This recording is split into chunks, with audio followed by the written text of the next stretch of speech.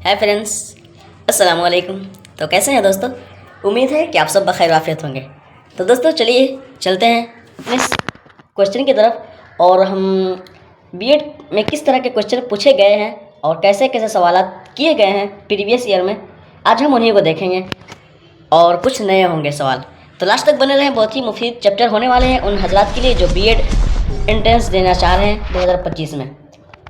तो चलिए सवालों की तरफ चलते हैं, किस तरह के सवाल हैं। और जो हजरात नाजरीन अब तक सब्सक्राइब ना किए हो तो ज़रूर सब्सक्राइब कर दें और बेल आइकन प्रेस कर दें।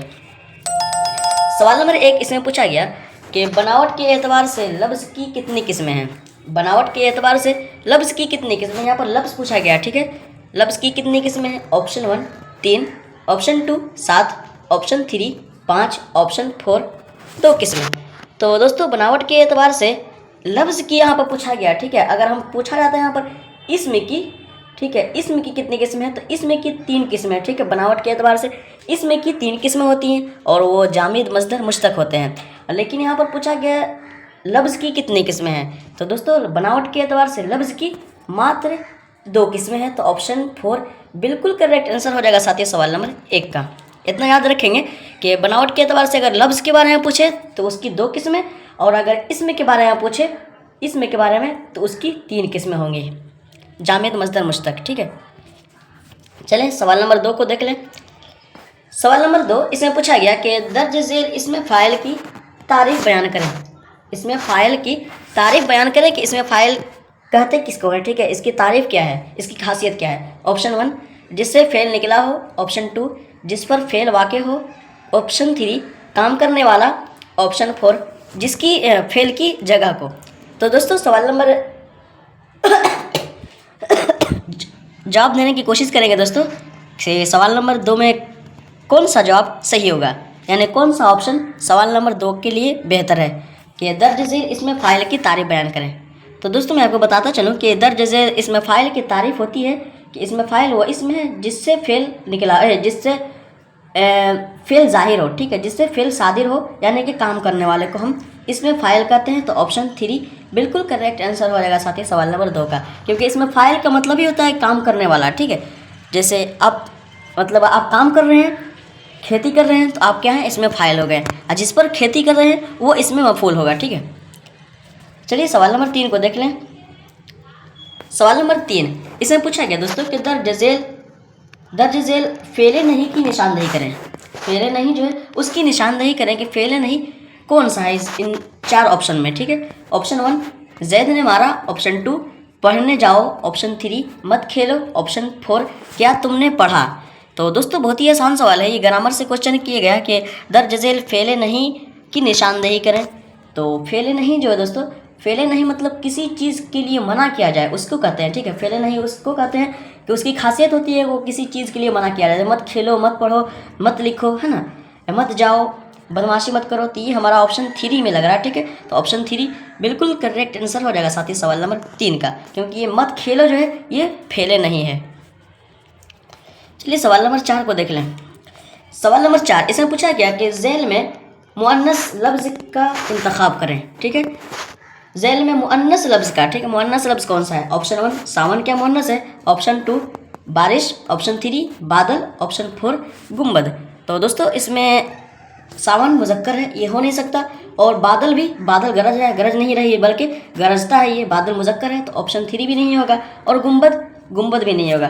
तो ये बारिश जो है ये मुअन्नस लफ्ज़ है, बारिश हो रही है, बारिश होने वाली है, तो ये मुअन्नस लफ्ज़ है। तो ऑप्शन 2 बिल्कुल करेक्ट आंसर हो जाएगा साथी सवाल नंबर 4 का।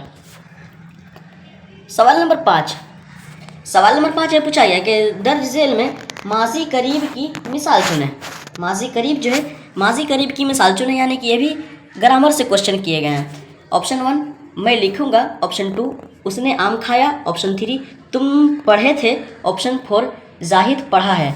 तो दोस्तों सवाल नंबर 5 का हमारा बिल्कुल करेक्ट आंसर होगा कि दर्ज झेल माजी करीब, यानी कि जो 3 ज़माने हैं, माजी हाल मुस्तकबिल, तो ये माजी की किस्मों में से, यानी कि पास्ट जो होता है पास्ट की किस्मों में से है कि माजी करीब की मिसाल चुनें। तो माजी करीब की दोस्तों ये मिसाल होने वाली है कौन, जाहिद पढ़ा है, ठीक है। ये जाहिद पढ़ा है, ये माजी करीब की मिसाल है। तो ऑप्शन 4 बिल्कुल करेक्ट आंसर होएगा साथी सवाल नंबर 5 का। सवाल नंबर 6। सवाल नंबर 6 में पूछा जा रहा है कि मौलाना अबुल कलाम आज़ाद का असल नाम क्या था, मुंतखब करें। ये मौलाना अबुल कलाम आज़ाद जो हैं इनका असल नाम था जो क्या था वो पूछा जा रहा है।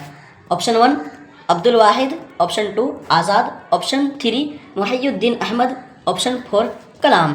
तो दोस्तों सवाल नंबर 6 में जो पूछा गया कि मौलाना अबुल कलाम आज़ाद का असल नाम क्या था, तो जिन हजरात को इनका नाम पता है तो ज़रूर कमेंट में लिख दें कि इनका नाम ये था। तो चलिए दोस्तों मैं आपको बताता चलूँ कि मौलाना अबुल कलाम आज़ाद जो थे उनका असल नाम मुहियुद्दीन अहमद था। मुहियुद्दीन अहमद था। तो ऑप्शन 3 हमारा बिल्कुल करेक्ट आंसर होगा साथियों सवाल नंबर 6 का। सवाल नंबर 7।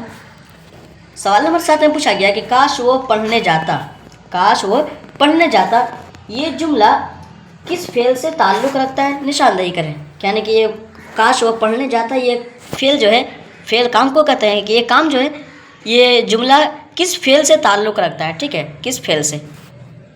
ऑप्शन 1 माजी तमन्नाई से, ऑप्शन 2 माजी एहतमाली से, ऑप्शन 3 मुजारे से, ऑप्शन 4 माजी करीब से। तो दोस्तों यहाँ पर देखेंगे सवाल में पूछा गया कि काश वो पढ़ने जाता, यानी कि वो मतलब भूल गया, मतलब कुछ उससे ये हो गया, मतलब छूट गई है ना। होता है काश हम उस रास्ते से नहीं आता तो हम पर मुसीबतें ना आती, काश हम इधर से नहीं आते तो हम पर ये मुसीबतें नहीं आती। तो इसी को कहा जाता है कि काश वो पढ़ने जाता। तो काश दोस्तों माजी तमन्नाई में होती है। ठीक है, तो हमारा ऑप्शन 1 बिल्कुल करेक्ट आंसर हो जाएगा साथियों सवाल नंबर 7 का, क्योंकि माजी तमन्नाई में करते हैं काश मेरे पास ये हो जाता, काश मेरे पास ये हो जाता। तो ऑप्शन 1 बिल्कुल करेक्ट आंसर हो जाएगा साथियों सवाल नंबर 7 का।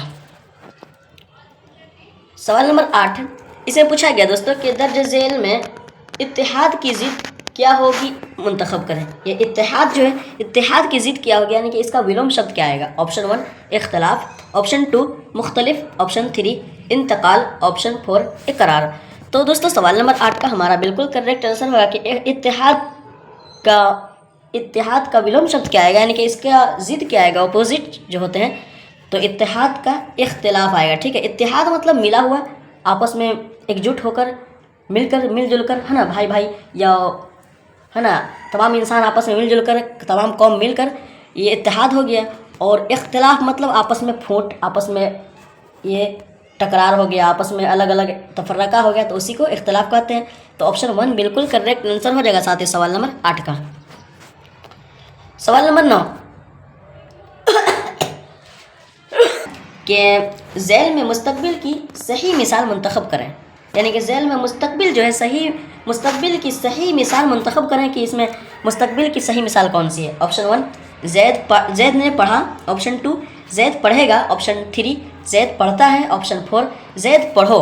तो दोस्तों सवाल नंबर 9 भी है जो ये भी ग्रामर से क्वेश्चन आए। दोस्तों ज़्यादातर ग्रामर से क्वेश्चन आते हैं। ठीक है, डीएलएड में, बीएड में इस तरह के होते हैं ना, तो इस तरह के एग्ज़ाम में ज़्यादातर देखा गया है कि ग्रामर से कुछ ज़्यादा ही क्वेश्चन कभी कभी दे देते हैं। तो इसलिए ग्रामर से क्वेश्चन किया गया है कि ज़ैल में मुस्तकबिल की सही मिसाल मुंतखब करें। तो दोस्तों मुस्तकबिल के बारे में समझ लें कि मुस्तकबिल जो है ये मुस्तकबिल से हम समझते हैं आने वाला ज़माना, है ना, फ्यूचर। मुस्तकबिल जो होता है वो फ्यूचर रहता है, यानी कि भविष्य काल। तो मुस्तकबिल से कौन सा रिलेटेड ये मिसाल है कि जैद ने पढ़ा, ये तो माजी हो गया, ये नहीं हुआ। जैद पढ़ेगा, हाँ ये जैद पढ़ेगा, ये मुस्तकबिल है। तो हमारा ऑप्शन 2 बिल्कुल करेक्ट आंसर हो जाएगा साथी सवाल नंबर 9 का, क्योंकि जैद पढ़ेगा, अभी पढ़ा नहीं है, तो ये मुस्तकबिल की मिसाल है। सवाल नंबर 10 इसमें पूछा गया दोस्तों कि फ़ेल माजी बाइद से हम समझते हैं कि फ़ेल ... के ज़माने में वाक़ हुआ है। ठीक है, कि फ़ेल माजी बाइद से हम क्या समझते हैं कि फ़ेल कौन सा, फ़ेल बहुत करीब के ज़माने में वाक़ हुआ है। ऑप्शन 2 फ़ेल इस्तिमरारी के ज़माने में वाक़ हुआ है। ऑप्शन 3 फ़ेल मुस्तकबिल के ज़माने में वाक़ हुआ है। ऑप्शन 4 फ़ेल बहुत दूर के ज़माने में, फ़ेल जो है बहुत दूर के ज़माने में वाक़ हुआ है। तो दोस्तों सवाल नंबर 10 का क्वेश्चन जो है कि सवाल नंबर 10 जो है ये भी ग्रामर से क्वेश्चन किया गया कि फ़ेल माजी वाइद से हम समझते हैं कि फ़ेल यानी कि काम ... यानी किस ज़माने में, बहुत करीब के ज़माने में, या इस्तिमरारी के ज़माने में, या मुस्तकबिल के ज़माने में, या बहुत दूर के ज़माने में वाक़ हुआ है। तो दोस्तों सवाल नंबर 10 का हमारा बिल्कुल करेक्ट आंसर होगा कि ये बहुत दूर के ज़माने में, फ़ेल माजी बाइद से हम समझते हैं कि बहुत दूर के ज़माने में किसी काम का होना या करना वाक़ हुआ है, तो ऑप्शन 4 बिल्कुल करेक्ट आंसर हो जाएगा साथियों सवाल नंबर 10 का। सवाल नंबर 11, इसमें पूछा गया कि झेल में दर्ज झेल कौन सी शख्सियत को हिंदुस्तान के वज़ीर तालीम बनाया गया, इंतखाब करें। यानी कि दर्ज झेल में वो कौन सी शख्सियत हैं जिनको हिंदुस्तान के वज़ीर तालीम बनाया गया, इंतखाब करें। ऑप्शन 1 प्रेमचंद को, ऑप्शन 2 जिलानी बानो को, ऑप्शन 3 अबुल कलाम आज़ाद को, ऑप्शन 4 मिर्ज़ा असदुल्ला खान गालिब को। तो दोस्तों सवाल नंबर 11 का हमारा बिल्कुल करेक्ट आंसर होगा कि झेल में वो कौन सी शख्सियत हैं जिनको हिंदुस्तान के वज़ीर तालीम बनाया गया। तो ये आपको बहुत मैं उम्मीद करता हूँ कि आप सबके इल्म में जहन में ज़रूर आता होगा कि मौलाना अबुल कलाम आज़ाद ही को बनाया गया था। ठीक है, वज़ीर तालीम किन को बनाया गया, अबुल कलाम आज़ाद को। तो ऑप्शन 3 बिल्कुल करेक्ट आंसर हो जाएगा साथियों सवाल नंबर 11 का।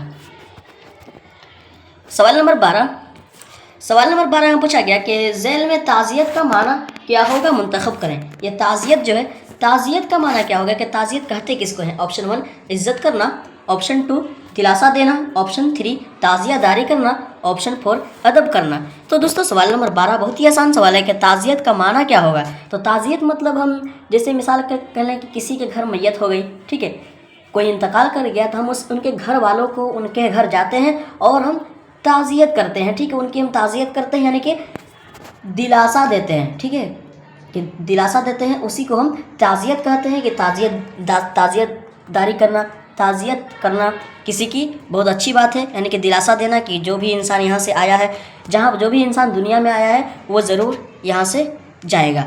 इन्ना लिल्लाहि व इन्ना इलैहि राजिऊन का मतलब ही यही है कि अल्लाह तबारक व तआला जिस तरह पैदा किया है उस तरह भेजेगा। ठीक है, तो दोस्तों हमारा ऑप्शन 2 बिल्कुल करेक्ट आंसर हो जाएगा साथियों सवाल नंबर 12 का। सवाल नंबर 13, इसे पूछा गया दोस्तों कि झेल में दर्ज झेल में उरूज की जिद क्या होगी, दर्ज करें। ये उरूज जो है, उरूज की जिद क्या होगी, इसका विलोम शब्द क्या आएगा कि उरूज कहते किसको है और इसका विलोम शब्द क्या आएगा, इसका अपोजिट। ऑप्शन 1 ऊंचा, ऑप्शन 2 पस्ती, ऑप्शन 3 बुलंदी, ऑप्शन 4 कमतर। तो दोस्तों सवाल नंबर 13 में जो पूछा गया कि झेल में उरूज की जिद क्या होगी, तो दोस्तों उरूज का इसका हम पल्ला तो नहीं गया है। ठीक है, उरूज मतलब बुलंदी होती है और इसका हम पल्ला जो होता है वो जवाल होता है। ठीक है, याद रखेंगे, जवाल होता है, यानी कि उरूज मतलब बुलंदी, जवाल मतलब फाने, ख़त्म, निस्तो नाबूद। तो इसका अपोजिट ये होना चाहिए था, यानी कि ये हमारा ऑप्शन सही होना चाहिए था। लेकिन कहीं कहीं सवाल में इस तरह भी दे देते हैं कि उरूज दे देते हैं और यहाँ पर पस्ती डाल देते हैं, तो हमें पस्ती को सिलेक्ट करना है। ठीक है, पस्ती, उरूज मतलब बुलंदी और पस्ती मतलब पस्ती यानी कि निचाई। तो हमारा ऑप्शन 2 बिल्कुल करेक्ट आंसर हो जाएगा साथियों सवाल नंबर 13 का। क्योंकि उरूज का असल जो होगा ना, उरूज का असल इसका हम पल्ला जो होगा अपोजिट, ये जवाल आएगा। तो लेकिन यहाँ पर जवाल किसी में नहीं है, तो हमारा ऑप्शन 2 बिल्कुल करेक्ट आंसर हो जाएगा साथियों सवाल नंबर 13 का। सवाल नंबर 14 में पूछा गया कि गुबार खातिर के मुसन्निफ कौन है, दर्ज करें। ये गुबार खातिर जो है, इसके मुसन्निफ के राइटर, इसके लेखक कौन है। ऑप्शन 1 अशफाकुल्ला खां, ऑप्शन 2 प्रेमचंद, ऑप्शन 3 सादत हुसैन मिंटू, ऑप्शन 4 अबुल कलाम आज़ाद। तो दोस्तों सवाल नंबर 14 का हमारा बिल्कुल करेक्ट आंसर होगा कि गुबार खातिर के मुसन्निफ कौन है। तो ये गुबार खातिर अबुल कलाम आज़ाद ही की लिखी हुई किताब है। तो ऑप्शन 4 बिल्कुल करेक्ट आंसर हो जाएगा साथियों सवाल नंबर 14 का। सवाल नंबर 15, इसमें पूछा जा रहा है कि मुफरद की मिसाल कौन सी है, उसकी सही निशानदेही करें। कि मुफरद की मिसाल कौन सी है, उसकी सही निशानदेही करें। ऑप्शन 1 शहीद, ऑप्शन 2 बागीचा, ऑप्शन 3 कब्रिस्तान, ऑप्शन 4 अक्लमंद। तो दोस्तों सवाल नंबर 15 का जो ऑप्शन है वो तमाम के तमाम तो यकसा ही लग रहे हैं कि बराबर ही हैं, सब मुफरद हैं, अकेला है। लेकिन नहीं, ये मुफरद नहीं है। ठीक है, ये बागीचा जो है बाग से, ठीक है, बाग अलग है, अच्छा, ठीक है, बाग है और च जो है ये मिलाया गया है। ठीक है, तो ये दोनों मिलाकर ही बागीचा हुए हैं। बागीचा, दो ठो चीज़ मिलाकर बागीचा हुए हैं, तो ये हो नहीं सकता। ठीक है, कब्रिस्तान भी, तो कब्रिस्तान जो है, ये कब्रिस्तान जो है, तो कब्रिस्तान भी कब्र और सीतान से मिलाकर ही कब्र हुए हैं। तो हमारा ऑप्शन 1 बिल्कुल करेक्ट आंसर होगा, क्योंकि शहीद जो है ये किसी से बनकर नहीं मिला है। ठीक है, किसी से मिलाकर बना नहीं है। तो हमारा ऑप्शन 1 बिल्कुल करेक्ट आंसर हो जाएगा साथियों सवाल नंबर 15 का। और अक्लमंद जो है, अक्लमंद भी अक्ल और मंद दोनों मिलकर ही दो ठो बने हैं तो ये मुफरद नहीं बल्कि मुरक्कब है। तो ऑप्शन 1 बिल्कुल सही जवाब हो जाएगा सवाल नंबर 15 का। सवाल नंबर 16 इसमें पूछा गया कि सालेह की जमा क्या आएगा, इंतखाब करें। यानी सालेह जो है, सालेह की जमा क्या आएगी, इंतखाब करें कि कौन सी जमा सालेह की असल है। ऑप्शन 1 सालेहों, ऑप्शन 2 सुलह, ऑप्शन 3 सालेहीन, ऑप्शन 4 इनमें सब। तो दोस्तों सवाल नंबर 16 का हमारा बिल्कुल करेक्ट आंसर होगा कि सालेह की जमा सालेहीन आते हैं, ठीक है, सालेहीन। तो ऑप्शन 3 बिल्कुल दुरुस्त जवाब हो जाएगा साथियों सवाल नंबर 16 का। सवाल नंबर 17, सवाल नंबर 17 में पूछा गया दोस्तों कि झैल में लाल किला कहाँ वाक़ है, दर्ज करें, ठीक है। झैल में लाल किला जो है वो कहाँ वाक़ है। ऑप्शन 1 आगरा में, ऑप्शन 2 दिल्ली में, ऑप्शन 3 मुंबई, ऑप्शन 4 हैदराबाद। तो दोस्तों सवाल नंबर 17 बहुत ही आसान सवाल है कि झैल में लाल किला कहाँ वाक़ है, ठीक है। लाल किला जो है ये दिल्ली में वाक़ है। तो ऑप्शन 2 बिल्कुल करेक्ट आंसर हो जाएगा साथी सवाल नंबर 17 का। सवाल नंबर 18, सवाल नंबर 18 में पूछा गया कि बागो बहार के मुसन्निफ कौन है, दर्ज करें। ये बागो बहार जो है, ये बागो बहार के मुसन्निफ कौन है। ऑप्शन 1 परवीन शाकिर, ऑप्शन 2 मीर अमन दहलवी, ऑप्शन 3 अबुल कलाम आज़ाद, ऑप्शन 4 गालिब यानी कि मिर्ज़ा असदुल्ला खां गालिब। तो दोस्तों सवाल नंबर 18 में जो पूछा गया कि बागो बहार के मुसन्निफ कौन है, तो जिन हजरात को इनके मुसन्निफ के बारे में पता है ज़रूर मेरे बताने से पहले आप कमेंट में लिख दें, ताकि आपको जहन में बैठ जाए कि हाँ मैंने कमेंट में लिखा था कि बागो बहार के मुसन्निफ कौन है। इससे याद भी होता है, ठीक, याद करने में मदद मिलती है। तो दोस्तों सवाल नंबर 18 का हमारा बिल्कुल करेक्ट आंसर होगा कि बागो बहार के मुसन्निफ जो हैं ये मीर अमन दहलवी हैं, ठीक है, मीर अमन साहब हैं। तो ऑप्शन 2 बिल्कुल करेक्ट आंसर हो जाएगा साथी सवाल नंबर 18 का। सवाल नंबर 19, सवाल नंबर 19 में पूछा गया कि मरसिया में किसकी तारीफ़ की जाती है, सही इंतखाब करें। ये मरसिया जो होती है तो मरसिया में किसकी तारीफ़ की जाती है। ऑप्शन 1 बड़ों की, ऑप्शन 2 जिंदों की, ऑप्शन 3 मरने वालों की, ऑप्शन 4 आसमान की। तो दोस्तों सवाल नंबर 19 का जो आसमान है तो हो ही नहीं सकता, आसमान की क्या तारीफ़ है ना। तो आसमान की तारीफ़ को मरसिया नहीं करते, तो मरसिया कहते किसको हैं। तो दोस्तों मरसिया जो लोग इंतकाल कर जाते हैं इस दुनिया से, इस दारे फ़ाने से जो कुछ कर जाते हैं तो उन्हीं की तारीफ़ मदहो सना होती है, तो उसको मरसिया कहते हैं। यानी कि मरने वालों की तारीफ़ जो होती है उसे हम मरसिया कहते हैं। तो ऑप्शन 3 बिल्कुल करेक्ट आंसर हो जाएगा साथी सवाल नंबर 19 का। सवाल नंबर 20, सवाल नंबर 20 में पूछा गया कि झैल में ज़र्फ़ मकान की सही निशानदही करें। ज़र्फ़ मकान की सही निशानदही करें कि ज़र्फ़ मकान कौन सी है, यानी कि इन ऑप्शन में से कौन सा ज़र्फ़ मकान को दर्शा रहा है। ऑप्शन 1 सुबह, option 2 Wajid, option 3 Hyderabad, option 4 मुसाफिर खाना। तो दोस्तों सवाल नंबर 20 का हमारा बिल्कुल करेक्ट आंसर होगा कि झैल में ज़र्फ़ मकान जो है कौन सा है, तो ये मुसाफिर खाना, ये मुसाफिर खाना ये ज़र्फ़ मकान है, ठीक है। ज़र्फ़ मकान मुसाफिर खाना हो गया। और ज़र्फ़ की 2 किस्में हैं, तो ज़र्फ़ मकान और एक ज़र्फ़ ज़मान, ज़र्फ़ ज़मान। तो ज़र्फ़ ज़मान से हम ज़र्फ़ ज़मान से मतलब ये है कि सुबह, सुबह जो है ये ज़र्फ़ मकान है, ज़र्फ़ ज़मान ये सुबह जो है ये ज़र्फ़ ज़मान को दर्शाता है, यानी कि सुबह, सुबह शाम दोपहर है ना, 9 बजे 10 बजे या दोपहर के वक्त, ये क्या है संध्या को, रात के समय। तो ये सुबह जो है या ये सब अल्फाज जो हैं वो ज़र्फ़ ज़मान को बताते हैं। और ज़र्फ़ मकान जो है ये मुसाफिर खाना, दौलत खाना है ना, फिर है कि मदरसा, मसाजिद वगैरह, ये ज़र्फ़ मकान है। चलिए सवाल नंबर 21 को देखते हैं। सवाल नंबर 21 इसमें पूछा गया कि मुंतज़िर का माना क्या होगा, इंतखाब करें। ये मुंतज़िर जो है, मुंतज़िर का माना क्या होगा। ऑप्शन 1 सुनने वाला, ऑप्शन 2 देखने वाला, ऑप्शन 3 जिस पर फेल वाक़ हो, ऑप्शन 4 इंतज़ार करने वाला। तो दोस्तों सवाल नंबर 21 का हमारा बिल्कुल करेक्ट आंसर होगा कि मुंतज़िर का माना होता है इंतज़ार करने वाला। तो ऑप्शन 4 बिल्कुल दुरुस्त जवाब हो जाएगा साथी सवाल नंबर 21 का। सवाल नंबर 22 इसमें पूछा गया कि झैल में गालिब अवार्ड किसे मिला, मुंतखब करें। यह गालिब अवार्ड जो है ये किसे मिला। ऑप्शन 1 मीर अमन दहलवी को, ऑप्शन 2 मिर्ज़ा गालिब को, ऑप्शन 3 अबुल कलाम आज़ाद को, ऑप्शन 4 शफ़ी जावेद को। तो दोस्तों सवाल नंबर 22 का हमारा बिल्कुल करेक्ट आंसर होगा कि झैल में गालिब अवार्ड जो मिला था, तो ये दोस्तों गालिब अवार्ड अबुल कलाम आज़ाद को मिला था, ठीक है। अबुल कलाम आज़ाद को गालिब अवार्ड मिला, तो ऑप्शन 3 बिल्कुल करेक्ट आंसर हो जाएगा साथी सवाल नंबर 22 का। सवाल नंबर 23, सवाल नंबर 23 में पूछा गया कि अशआर किसकी जमा है, कलम बंद करें। ये अशआर जो है ये किसकी जमा है। ऑप्शन 1 शायर की, ऑप्शन 2 शेर की, ऑप्शन 3 मिसरा की, ऑप्शन 4 शायरी की। तो दोस्तों सवाल नंबर 23 बहुत ही आसान सवाल है कि अशआर जो है ये शेर की जमा है, ठीक है, शेर की जमा है अशआर। तो ऑप्शन 2 बिल्कुल करेक्ट आंसर हो जाएगा साथियों सवाल नंबर 23 का। और मिसरा जो होता है, मिसरा एक लाइन को मिसरा कहते हैं, एक लाइन को मिसरा कहते हैं और 2 लाइन को शेर कहते हैं। तो शेर की जगह अशआर हो जाएंगे। तो ऑप्शन 2 बिल्कुल दुरुस्त जवाब हो जाएगा साथी सवाल नंबर 23 का। सवाल नंबर 24 में पूछा गया कि दर्ज झेल में बरअक्स का सही माना क्या होगा। ये बरअक्स जो है, बरअक्स का सही माना क्या होगा बताएं। ऑप्शन 1 तस्वीर कशी, ऑप्शन 2 मिसल, ऑप्शन 3 उल्टा, ऑप्शन 4 सीधा। तो दोस्तों सवाल नंबर 24 का हमारा बिल्कुल करेक्ट आंसर होगा कि दर्ज झेल बरअक्स का माना क्या होगा। तो बरअक्स मतलब उल्टा बोलते हैं, ठीक है, वो बहुत जिसका बरअक्स यानी कि उसका ही बरअक्स यानी कि कोई अच्छा है तो उसका बरअक्स यानी कि उल्टा। तो ऑप्शन 3 बिल्कुल करेक्ट आंसर हो जाएगा साथी सवाल नंबर 24 का।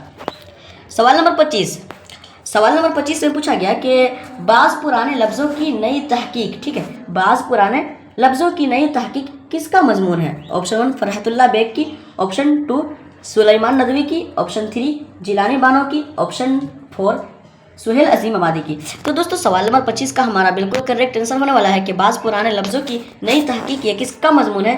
तो ये सुलेमान नदवी की है, ठीक है, सैयद सुलेमान नदवी की ये है मजमून है। तो ऑप्शन 2 बिल्कुल करेक्ट आंसर हो जाएगा साथियों सवाल नंबर 25 का।